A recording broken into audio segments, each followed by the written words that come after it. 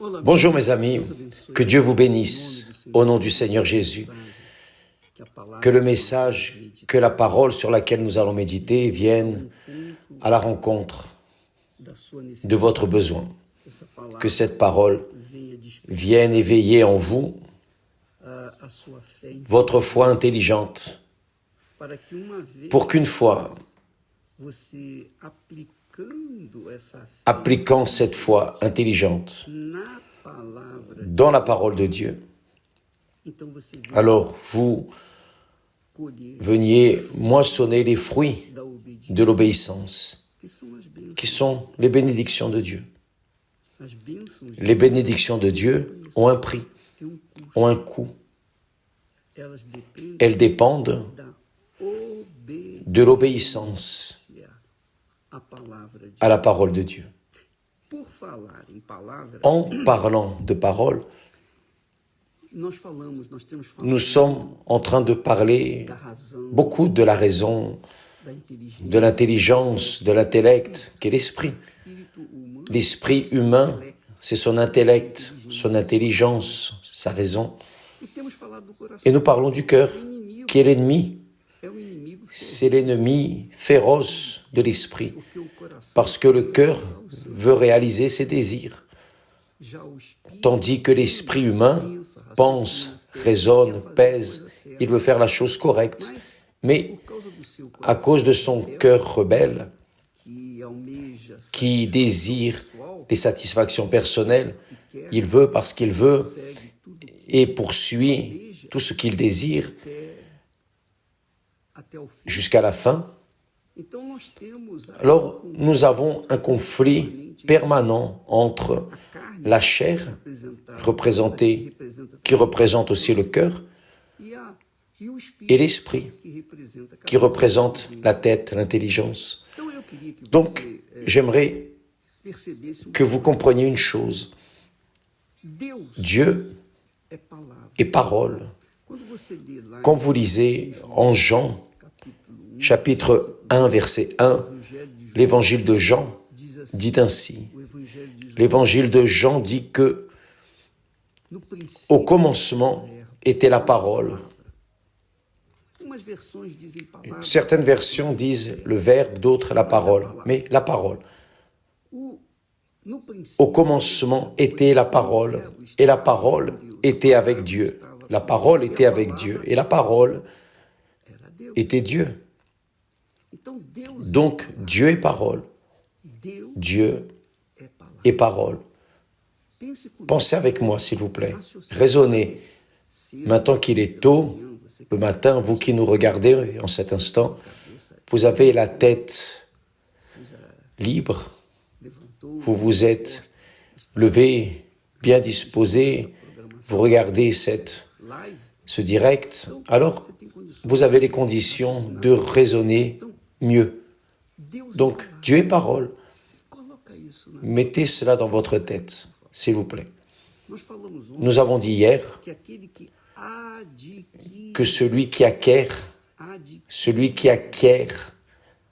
le sens aime son âme. Donc, quand nous savons que la définition de Dieu est qu'il est parole, Dieu est parole, alors comment peut être la relation entre la créature et le Créateur, entre la créature qui est chair, os, qui est âme et aussi esprit, et le Créateur de toutes les choses. Comment peut être cette relation? Je ne vois pas Dieu, ni vous, nous ne voyons pas Dieu. Nous ne sentons pas Dieu. Nous ne touchons pas Dieu. Mais quand nous utilisons notre tête, notre intellect, notre intelligence, notre raison, et que nous comprenons que Dieu est parole, évidemment que une relation entre vous et Dieu entre vous et Dieu, entre nous et Dieu, est limité à la parole. Donc, si Dieu est parole, moi aussi, je dois être parole. Imaginez-vous si ce monde, tout le monde était de parole, tout le monde était véritable, tout le monde était sincère, tout le monde honorait la parole prononcée. Imaginez-vous. Comment ce monde serait différent, n'est-ce pas? Oui ou non? Très bien. C'est ainsi que les choses se passent avec le royaume de Dieu. Dans le royaume de Dieu ou dans le royaume des cieux, la parole est obéie. La parole est obéie. Mais elle n'est pas obéie avec de la rancœur, avec un dégoût. Non, en aucune façon. Le cœur, l'âme de celui qui observe la parole de Dieu, qui obéit à la parole de Dieu, est sujette et humble pour se soumettre au désir, à la volonté de Dieu. Là est la différence entre chrétiens et chrétiens. Là est la différence entre vie de qualité et vie disqualifiée. Là est la différence entre ceux qui servent Dieu et sont bénis et ceux qui ne servent pas Dieu et ne sont pas non plus bénis. La différence est là. Ce n'est pas une question de chance. C'est une question d'intelligence. Votre vie ne dépend pas de votre chance ni la mienne. Notre vie ne dépend pas de notre chance. Elle dépend de la compréhension. Celui qui acquiert le sens, qui comprend ces choses simples, sont des choses simples, banales, mais puissantes. Très puissantes. Parce que ceux qui lisent la parole de Dieu comprennent que Dieu leur parle. Dieu ne nous parle pas à travers des rêves, des visions, des prophéties. Il parlait dans le temps, oui, à travers des rêves, des visions, des prophéties. Pourquoi? Parce qu'il n'y avait pas de parole écrite. Il n'y avait pas de presse, il n'y avait pas de Bible. Seuls ceux qui avaient la connaissance de la Torah, et c'était les sacrificateurs, souverains sacrificateurs, mais le peuple n'avait pas connaissance. Donc, le peuple mangeait dans la main des sacrificateurs. Aujourd'hui, non. Chacun mange dans sa propre main quand il lit les Saintes Écritures, la Bible sacrée, le livre le plus vendu dans le monde entier. Il a toujours été le plus grand best-seller de l'année. Il n'y a pas de livre, il n'y a pas d'auteur aussi recherché que l'auteur de la parole de Dieu, parce que elle se divulgue dans le monde entier. C'est le best-seller dans le monde entier. Donc Dieu aujourd'hui parle à travers sa parole. Il ne va pas vous parler à travers des rêves. Il ne va pas vous parler à travers des visions. Il ne va pas vous parler à travers des prophéties, par exemple. Il parle, oui. Quand je prêche la parole de Dieu, beaucoup de personnes sont atteintes, comprennent cette parole comme si c'était pour elles. Ça, c'est une prophétie.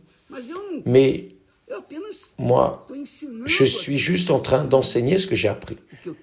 Ce que le Saint-Esprit m'a révélé. Donc, les personnes, il y a des personnes à qui Dieu veut parler, alors cette parole que j'ai prêchée, que j'ai enseignée, vient précisément à la rencontre de son besoin. En ce moment, cet instant même, cet instant précis que j'enseigne la parole de Dieu, je suis en train de dire que Dieu est parole. Dieu est la parole. Donc, si je veux acquérir du sens, je vais chercher dans la parole de Dieu cette compréhension, pas seulement des informations, mais la compréhension. Par exemple, vous lisez là, en 1er Jean, la chose suivante. Au commencement était la parole, et la parole était avec Dieu, et la parole était Dieu. Vous lisez, au commencement était la parole, et la parole était avec Dieu, et la parole était Dieu. Donc, la parole s'est faite chair. Là au verset 7, il est écrit, la parole s'est faite chair, que Jésus, donc Dieu est parole. Quand, à l'instant où je médite, à l'instant où je raisonne, je mets mon raisonnement dans cette parole, alors, comme je suis désireux de connaître la volonté de Dieu pour moi, alors il se révèle, il montre ce qu'il veut dire avec cela. Mais c'est moi qui dois chercher. Je dois chercher à comprendre. Et il révèle à ceux qui cherchent cette compréhension, qui cherchent la compréhension de ce qui est écrit. Pas simplement rester en train de répéter « Dieu est parole, Dieu est parole ». Dieu est parole pour moi.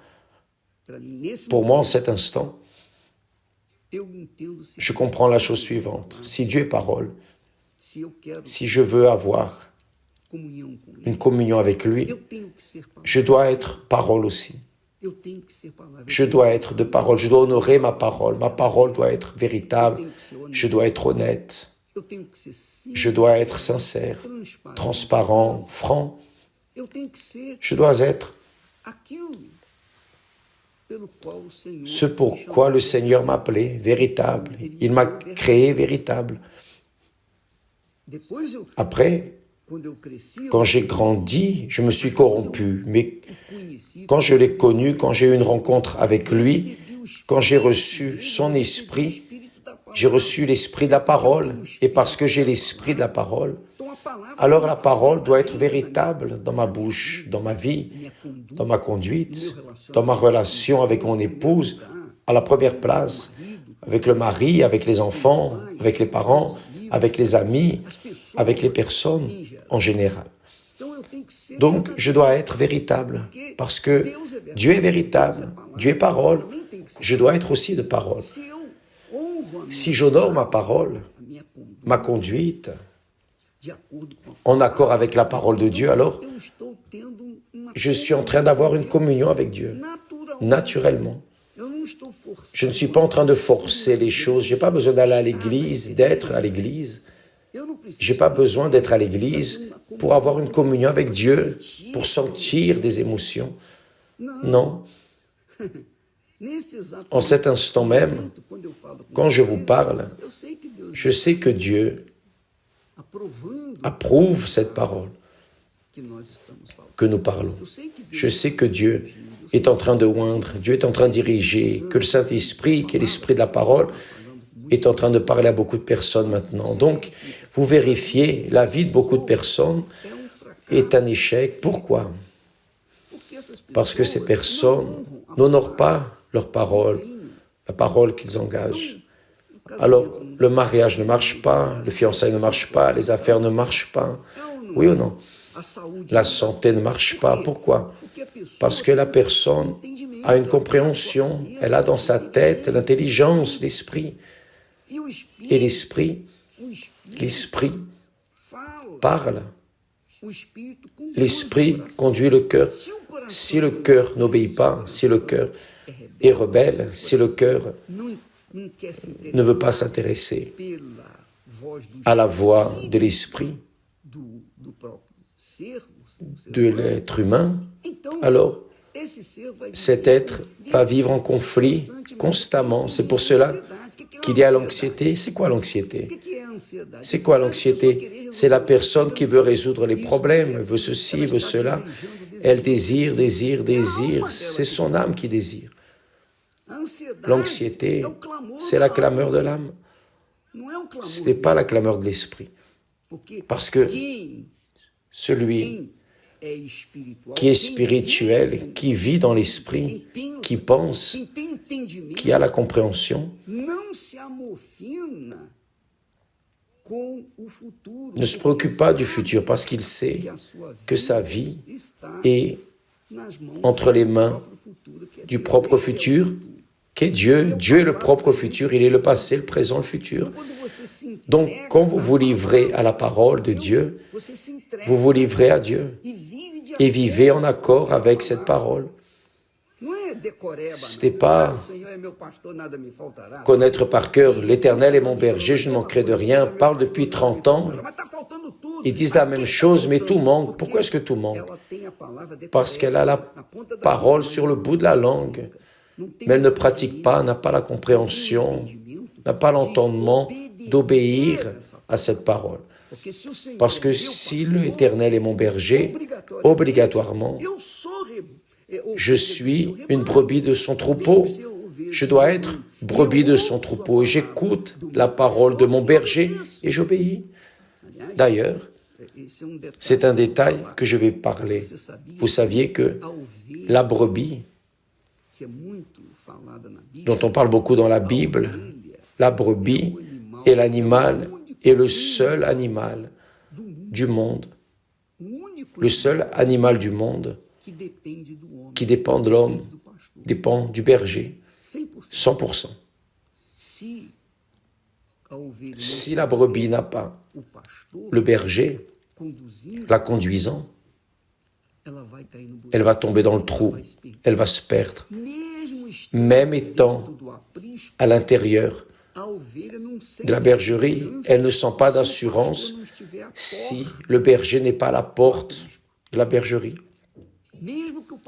Même si le berger dort la nuit, la brebis doit savoir que là, il y a à sa protection qui est garantie, parce que la brebis est l'animal qui dépend du berger 100%.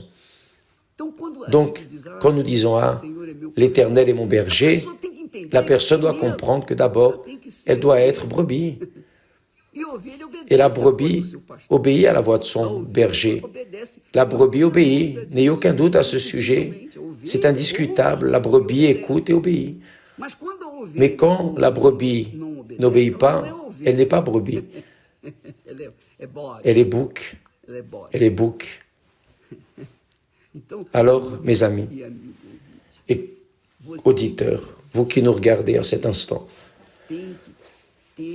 vous devez avoir ce discernement, cette compréhension de ce que veut dire Dieu être la parole. Il est la parole. En d'autres mots, je suis Dieu, je suis le Créateur. Ma parole ne revient pas à moi vide, mais elle fera tout ce que je veux. Elle ne revient pas vide. Donc, c'est ainsi est celui qui croit véritablement dans le Seigneur Jésus-Christ, qui est le Seigneur de la parole. Jésus a dit, celui qui écoute ma parole et pratique, pas seulement écoute, parce qu'une chose c'est écouter, une autre chose c'est ne pas pratiquer aussi. Vous pouvez écouter et ne pas pratiquer, donc vous écoutez, vous pratiquez, obéissez à cette parole, alors vous êtes réellement une brebis du troupeau, du berger du Seigneur Jésus-Christ. Maintenant, si vous écoutez et ne pratiquez pas, ça ne sert à rien de dire « Ah, je suis pasteur, je suis évêque, je suis ouvrier, ceci, cela, je suis prophète. » Ça ne veut rien dire. Ça, c'est du blablabla. Vous devez voir votre vie. Si votre vie, votre conduite correspond à ce que Dieu est, qui est la parole, si réellement vous honorez votre parole, la parole de Dieu et la parole que vous avez proférée, là oui, vous êtes brebis du troupeau de Dieu, du troupeau du Seigneur Jésus, vous avez des garanties. Vous avez comme garantie les verts pâturages, des eaux tranquilles de repos. Vous allez affronter des luttes, mais vous allez avoir la protection de votre berger. Ça, c'est ma foi. C'est la foi que nous menons au monde entier. la foi que Dieu est parole et que nous, comme serviteurs de cette parole, nous obéissons à cette parole et nous maintenons notre parole, notre conduite. Alors, mes amis, cela, mes amis, est la compréhension, c'est un discernement de la parole de Dieu. Voyez que quand Dieu a fait alliance avec Abraham, il a dit Brit Mila. Là, en Israël, ils ont l'habitude de dire Mila, c'est Mila, qui veut dire la parole, c'est la parole. La parole, c'est la parole. Donc, ils ont appris que la parole est une chose de très importante. Ce qui est parole est parole. Qui engage sa parole doit accomplir cette parole. Vous n'êtes pas obligé à parler, mais quand vous faites un vœu, quand vous promettez, vous devez accomplir cela. Donc, mes amis, voyez si votre conduite chrétienne correspond, combine avec ce que vous dites, en quoi vous croyez, qui est la parole de Dieu. Si ça ne correspond pas, alors vous aurez une vie déficiente, fracassée, que ce soit en amour, vie sentimentale, vie spirituelle, dans votre vie professionnelle, enfin.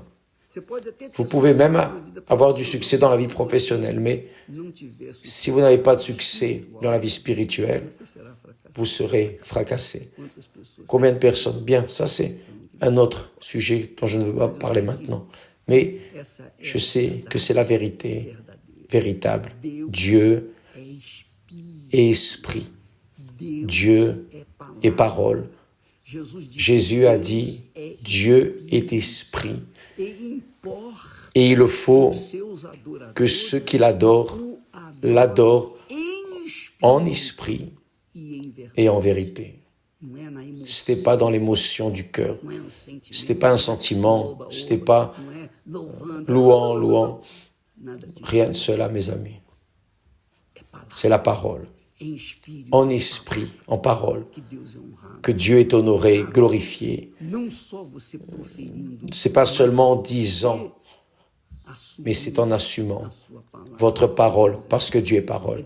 C'est de parole à parole.